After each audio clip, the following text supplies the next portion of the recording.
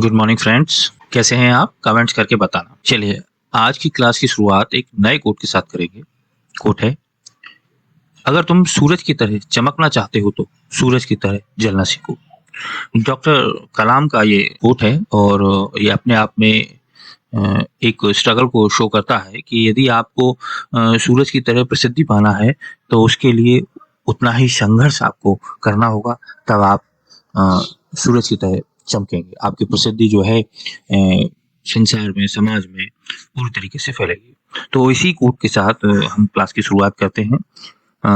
आज का हमारा टॉपिक है सेल बायोलॉजी का, कोशिका विज्ञान का, सेल वॉल। तो सेल वॉल सेल का ही एक पार्ट है और इसकी क्या इम्पोर्टेंस है और क्या इसका कंपोजिशन होता है, ये सब हम आज अपनी क्लास में स्टडी करेंगे। तो वेलकम है। अ, कोशिका भित्ति है ना, जिसको इंग्लिश में क्या बोलते हैं? इंग्लिश में इसको बोलते हैं सेल वॉल। क्या कहते हैं? Cell wall. सेल वॉल कहते हैं। ये कोशिकाओं में जो प्लांट सेल है, पादप कोशिकाएं हैं, उसमें बेसिकली पाया जाता है। एनिमल सेल्स में इसका अभाव होता है, एनिमल सेल्स में नहीं पाया जाता। और ये प्लांट सेल्स की आउटर लेयर होती है। सबसे बाहरी लेयर जो होती है प्लांट सेल में वो है ना, ये होती है, सेल वॉल होती है। अ, ये सेल मेम्ब्रेन कोशिका भित्ति के बाहर उपस्थित होती है, बाहर मौजूद होती है। अभी स्ट्रक्चर जब हम आपको बताएंगे तो उसमें वो चीज एक्सप्लेन हो जाएगी कि इसकी एग्जैक्ट पोजीशन कहाँ होती है। ये एक्चुअली क्या है, दो सेल जो पास में रहती है, नियरेस्ट सेल रहती है, उसमें सबसे बीच में जो होती है वो मिडिल लेमेला कर एक लेयर होती है। उसके बाद फिर सेल वॉल स्टार्ट होता है ना। तो सेल वॉल होने के बाद, है ना, प्राइमरी, सेकेंडरी, टर्सरी, मतलब on the basis of condition ये प्रेजेंट रहती है प्लांट सेल्स में। और उसके बाद फिर सेल मेम्ब्रेन रहती है। तो एक तो ये सेल मेम्ब्रेन को सेफ्टी देती है ना, और इसको क्या क्या वर्क्स करती है ये आप देखेंगे। तो ये सेल मेम्ब्रेन के, है ना, कोशिका झिल्ली, जिसको सेल मेम्ब्रेन कहते हैं। क्या कहते हैं? क्या कहते हैं इसको? सेल मेम्ब्रेन कहते हैं। शॉर्ट में एमबीबी भी बोलते हैं इसको, है ना। तो उसके बाहर मौजूद होती है। शेल को क्या करती है ये, एक बनावट में सख्त, मतलब हार्डनेस देती है, स्मूथनेस भी देती है कभी कभी, और मतलब सॉलिड, ठोस। उसको सबसे ज्यादा ये रिजिडनेस देती है, मतलब हार्डनेस देती है। सेल वॉल का जो मेन वर्क होता है वो मतलब टफनेस देना, सेल्स को, सेल की जो लेयर है उसको टफनेस देने का काम होता है। अब देखेंगे सेल वॉल कहाँ कहाँ पाई जाती है। तो प्लांट्स में पाई जाती है, कवक फंजाई में पाई जाती है, फंजाई में पाई जाती है, बैक्टीरिया में पाई जाती है ना, जिसको जीवाणु बोलते हैं, ये इसमें मौजूद रहती है। तो बेसिकली इन्हीं की सेल्स में, कोशिकाओं में सेल वॉल प्रेजेंट रहती है। अब वो किन किन से रहती है, अलग अलग कंपोजिशन उसमें रहते हैं। मेनली जो बेसिक कंपोनेंट होते हैं वो तो होते ही हैं, साथ में on the basis of living organism वो उसमें कुछ कंपोजिशन चेंज हो जाती है केमिकली। तो वो क्या चेंज हो जाते हैं वो भी हम आगे देखेंगे। तो ये बेसिकली मेन रूप से कैसे बनी होती है? सेलुलोज, है ना। सेलुलोज भी कार्बोहाइड्रेट्स होते हैं। सेलुलोज है, हेमी सेलुलोज है, लिग्निन है, पेक्टिन है, ये सभी कार्बोहाइड्रेट्स के लंबे लंबे फाइबर्स होते हैं, है ना, थ्रेड नुमा फाइबर्स होते हैं, और सेल वॉल उसी से बनी होती है। ये एक इसका बहुत इम्पोर्टेंट जो वर्क होता है वो सेल और इन्वायरमेंट के बीच एक मीडिएटर के रूप में वर्क करने का काम होता है, एक मीडिएटर का काम करती है। क्योंकि दो सेल हैं, सपोज दैट ये सेल है, ये सेल हमने एक प्लांट सेल को ड्रॉ किया रफली, और ये एक प्लांट सेल और रख के, तो ये दो, 1 and 2, ये 2 सेल्स हो गए, और ये नियरेस्ट सेल है ना। इसके बाद नेक्स्ट इधर भी सेल होगी, इधर भी एक सेल होगी। तो ये इन दोनों के बीच में एक मीडिएटर, है ना, की वर्क करती है इन्वायरमेंटली, और मतलब इस सेल से पदार्थों का आवागमन इसमें, फिर इससे इसमें, फिर इससे इसमें, इस तरीके से ये चेंजेबल होती, ट्रांसपोर्ट होता रहता है। जो आवश्यक कंपोनेंट्स होते हैं, जो आवश्यक पदार्थ होते हैं, जिनकी सेल को आवश्यकता होती है, वो ट्रांसफर होते रहते हैं। तो इस सेल ये वर्क करता है। हाँ, सेल वॉल का ये स्ट्रक्चर हम देखेंगे तो बेसिकली ये इस तरीके से रहता है। जब इसकी दो सेल है, ये पार्ट जो है ये अभी आपको शो सही तरीके से समझ में नहीं आएगा। ये देखिए आप, ये एक सेल है जैसे उधर बताया, एक सेल ये है। तो ये जो बीच का जो पार्ट है, जो सेल ये वाला हिस्सा है, ये इसका है ना, इस तरीके से। तो मिडिल लेमिला पाया जाता है, जैसा कि हमने बताया मिडिल लेमिला नाम का की लेयर पाई जाती है, स्ट्रक्चर वो लेयर पाई जाती है। फिर प्राइमरी सेल वॉल, ये प्राइमरी सेल वॉल। फिर इसी में on the basis of organism है ना, या प्लांट्स कंडीशन बेसिस, तो ये primary cell wall, secondary cell wall भी हो जाती है, टर्सरी भी होती है, और उसके बाद plasma cell, plasma membrane present होती है। तो आप देखेंगे कि ये जैसे हमने उसमें पढ़ा कि हेमीसेलुलोज की बनी होती है, पेक्टिन की बनी होती है, सेलुलोज माइक्रोफाइबर्स की बनी होती है। तो ये किस तरीके से व्यवस्थित रहते हैं, ये देखा इस तरीके से व्यवस्थित रहते हैं। आप देखेंगे ये ट्यूब्स है ना, ट्यूब्स, हेमीसेलुलोज और पेक्टिन, हेमीसेलुलोज की ट्यूब्स ले लेते हैं, देखिए आप, है ना। इसके अलावा ये देखिए सेलुलोज माइक्रोफाइबर्स, ये कॉम्पैक्ट, देखिए आप, जब हम कोई स्ट्रक्चर बनाते हैं, मान के चलिए कोई बिल्डिंग बनती है, तो उसमें कॉलम बनता है, बेस बनता है, तो उसमें जो लोहे के सरिये होते हैं, उन सरियों का नेट बनाया जाता है।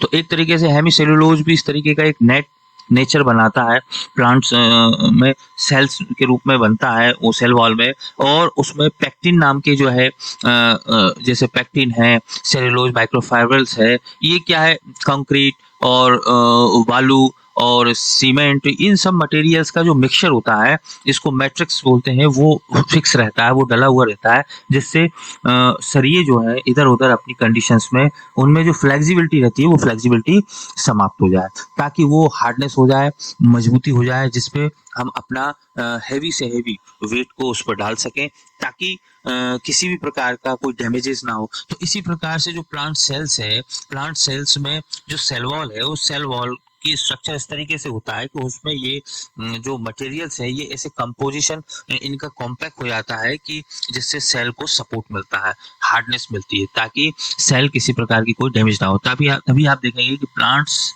में जो उसकी लेयर होती है, आउटर लेयर, वो बहुत हार्ड होती है, क्योंकि इसका मेन कारण यही है कि इसकी सेल वॉल प्रेजेंट होती है फर्स्टली, और वो भी हार्डली पदार्थों से बनी होती है, जिसकी वजह से वो बहुत मजबूत होती है। हाँ, तो ये इसका एक्सप्लेनेशन है कि सेल वॉल का स्ट्रक्चर में क्या क्या चीजें पाई जाती हैं। तो सबसे पहले हमने देखो उसमें देखा, स्ट्रक्चर्स में देखा, तो हमने क्या पाया जाता है, मध्य पट्टिका, मिडिल लेमिला। तो मिडिल लेमिला पाया जाता है, ये फ्रेगमोप्लास्ट से सेल डिवीजन के दौरान बनने वाली प्रथम परत है, और सबसे आउटर परत है मेन इंपोर्टेंट। दो आसन्न कोशिकाएं, मतलब आसन्न का मतलब नियरेस्ट, क्या है, नियरेस्ट सेल्स के बीच स्थित होती है। किसकी बनी होती है, तो देखिए आप, कैल्शियम, मैग्नीशियम, पैक्टिन और प्रोटीन से बनी होती है। हार्ड होती है, स्वाभाविकता नेचुरली आप जानते हैं कि कैल्शियम मैग्नीशियम हार्ड जो है मेटल होते हैं, तो उन्हीं से बनती है। दूसरी प्राइमरी, जो मिडिल लेमिला के जस्ट नीचे क्या रहता है, प्राइमरी वॉल रहती है, जैसा कि हमने स्ट्रक्चर में देखा। तो पैक्टिन, सेलुलोज, हेमीसेलुलोज प्रोटीन्स के द्वारा बनी रहती है। ठीक है, ये आपने देख लिया, ये इंपॉर्टेंट, ये पॉइंट हम पढ़ चुके हैं। ठीक है, वनस्पति कोशिकाओं में, मतलब प्लांट सेल्स में, एक मध्य पट्टिका, मिडिल लेमिला और प्राइमरी या प्राथमिक भित्ति होती है। तो ये देखेंगे।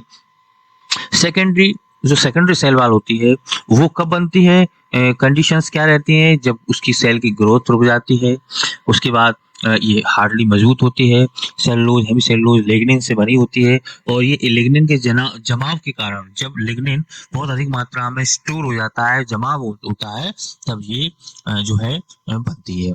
तो टर्शरी की मेन कंडीशंस ये होती है कि ये बहुत ऐसे टिश्यूज में, या प्लांट्स के ऐसे टिश्यूज में पाई जाती है, जिनका यूज बहुत ज्यादा हाईली, बहुत हार्डनेस, मजबूती के लिए चाहिए। देखें आप कि सेल वॉल की सबसे आंतरिक जो परत होती है, जैसे ये मिडिल लेमिला है, प्राइमरी सेल वॉल है, सेकेंडरी सेल वॉल है, फिर टर्सरी सेल वॉल है, फिर सेल मेम्ब्रेन है। क्या है, सेल मेम्ब्रेन, ये सेल वॉल टर्सरी है ना। ये सेकेंडरी है ना, ये सब चीजें। तो आप देखेंगे कि जैसे ओनली जिम्नोस्पर्म प्लांट होते हैं वो बहुत हाई होते हैं, बहुत ऊंचाई में बहुत बड़े बड़े होते हैं।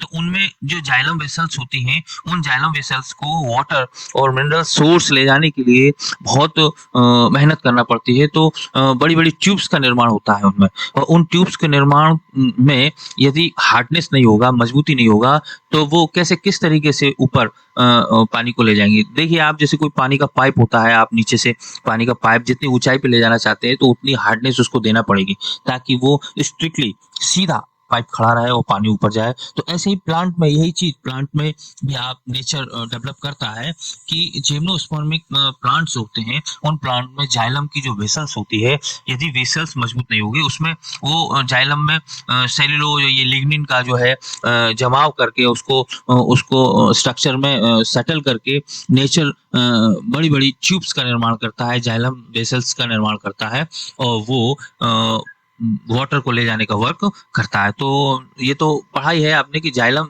जो सेमी हेमी सेल्यूलोज है और सेल्यूलोज है, ये कार्बोहाइड्रेट्स का ही है।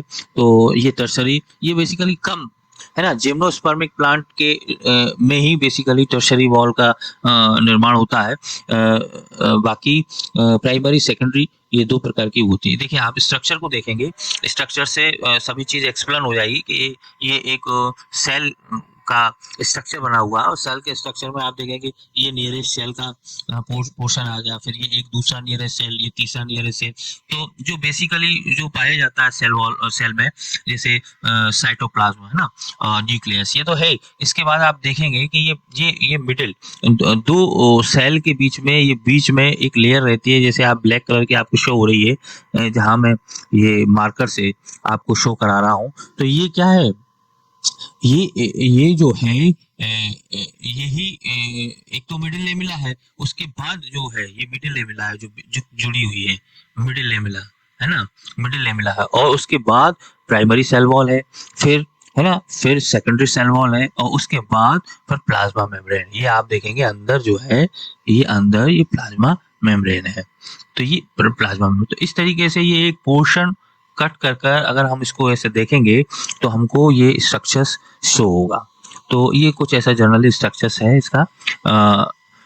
हाँ, इसका अल्ट्रा स्ट्रक्चर्स का मतलब किस किस से ये बना रहता है, जैसे हमने पिछले उसमें बोला कि सेल्यूलोज कार्बोहाइड्रेट्स होता है, तो किस तरीके क्या इसमें सेटलमेंट, क्या इसमें कंपोजिशन रहता है। तो आप देखेंगे कि सेल वाल की जो अल्ट्रा स्ट्रक्चर होता है उसमें फाइब्रिल से बनता है। किससे बनता है?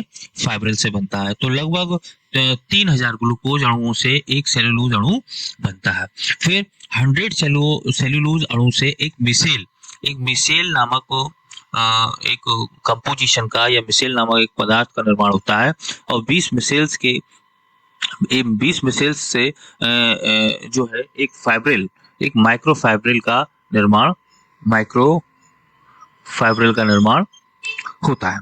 ठीक है, फिर 250 माइक्रोफाइब्रिल है ना, 250 माइक्रोफाइब्रिल 250 माइक्रोफाइब्रिल से है ना सेल्यूलोज के एक मैक्रोफाइब्रिल्स का निर्माण होता है। तो ये जैसे कोई रस्सी होती है, उस रस्सी को आप देखेंगे कि थ्रेड्स ऐसे थ्रेड्स, काफी सारे थ्रेड्स, इस तरीके से थ्रेड्स मिक्स होकर एक रस्सी को थिकनेस, मजबूती देते हैं। तो ये जो थ्रेड्स हैं है ना, ये माइक्रोफाइब्रिल है। ये क्या है? माइक्रोफाइब्रिल है। ये माइक्रोफाइब्रिल है, और बहुत सारे माइक्रोफाइब्रिल्स जब जॉइंटेड हो जाते हैं तो ये हार्डनेस मैक्रोफाइब्रिल्स का निर्माण करते हैं। किसका निर्माण करते हैं? ये सब मैक्रोफाइब्रिल्स का निर्माण करते हैं। ये मैक्रोफाइब्रिल्स का निर्माण करते हैं, तो ये इसको मजबूती देते हैं। मैट्रिक्स तो बेसिक पार्ट रहता है, हेमीसेल्यूलोज, पैक्टिन है ना, ग्लाइकोप्रोटीन, लिपिड्स, और ये सब रहता है। और कभी कभी रिक्त स्थान भी पाया जाता है इसमें काफी सारा। इसके अलावा जो इसके मेन फंक्शंस है कि सेल वाल प्रेजेंस क्यों होता है प्लांट सेल में या एनिमल सेल्स में, लाइक बैक्टीरिया है ना, और भी जो उसके माइक्रोप्लाज्मा जो अदर जो ऑर्गेनिज्म है, तो इसकी प्रेजेंस की क्या इंपॉर्टेंस है। तो ये सबसे पहले फर्स्टली सेल्स की स्ट्रक्चर को मजबूती देता है ना, मजबूत करता है। और दूसरी बात है कि शारीरिक क्षति और हमलावर रोगजनों से सेल की सेफ्टी करता है। सेल ग्रोथ की दिशा को, है ना, डायरेक्शन को नियंत्रित करता है। तो ये बहुत इंपॉर्टेंट है ना। मजबूती सबसे पहले होना चाहिए सेल की। हाँ, इसका एक और इम्पोर्टेंट है कि ये एक स्टोरेज, है ना, कार्बोहाइड्रेट के स्टोरेज के रूप में भी वर्क करता है ना। कार्बोहाइड्रेट के स्टोरेज, ये सीड में एक कार्बोहाइड्रेट के स्टोरेज के रूप में भी वर्क करता है। हाँ, और इसके अलावा ये फिल्ट्रेशन का भी वर्क करता है। कहीं कहीं ये, है ना, सेल्स में जो मॉलिक्यूल्स हैं उनके अंदर बाहर जाने में भी ये कहीं ना कहीं थोड़ा सा फिल्ट्रेशन का मेन वर्क तो सेल मेम्ब्रेन का होता है, लेकिन ये चलिए, आज की क्लास का एंड यही होता है। और आशा है कि आपको ये लेक्चर अच्छा लगा होगा। यदि आपको ये लेक्चर अच्छा लगा तो आप इसको कमेंट्स करके बताएं, चैनल को सब्सक्राइब कर लें और लाइक और शेयर करें, ताकि ये वीडियो आप अपने फ्रेंड्स के लिए भी इम्पोर्टेंस समझते हैं तो उसको भी शेयर करें। और ज़्यादा से ज़्यादा जो है इसको सब्सक्राइब करें।